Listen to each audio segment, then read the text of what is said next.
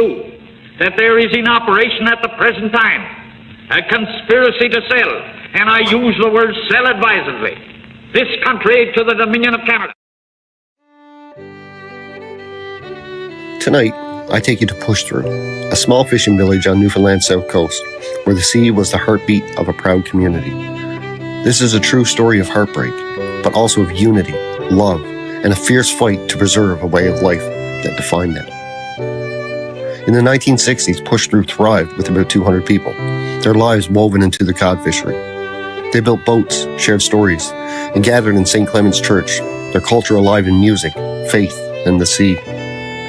But then came the government's resettlement program, a cold plan to uproot outports like Pushthrough for so-called modern towns with schools and hospitals. By 1968, the ultimatum hit hard. Abandon your homes, your graves, your history, or be left with nothing.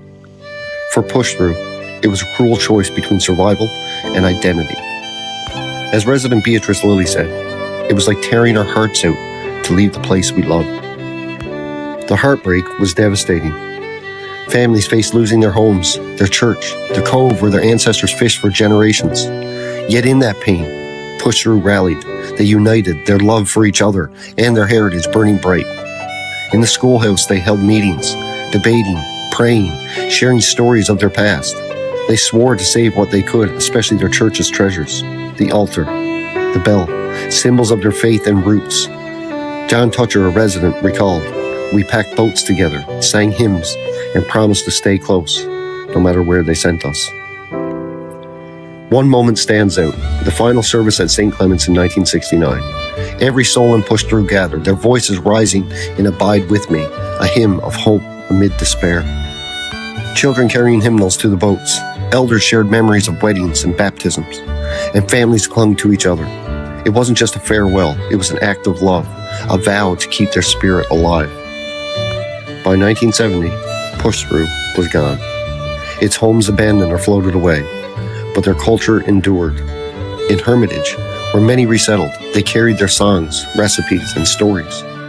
The Women's Institute hosted kitchen parties, keeping folk music alive. St. Clement's Bell, now in Hermitage's church, still rings, a defiant echo of Pushthrough's soul.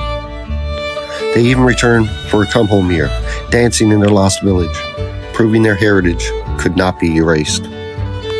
But this was no quiet tragedy. It was a theft, a betrayal by those who saw outports as relics to be discarded. If this is the government's view of progress, then progress needs to be our enemy. That injustice ignites our anger, and it demands we act.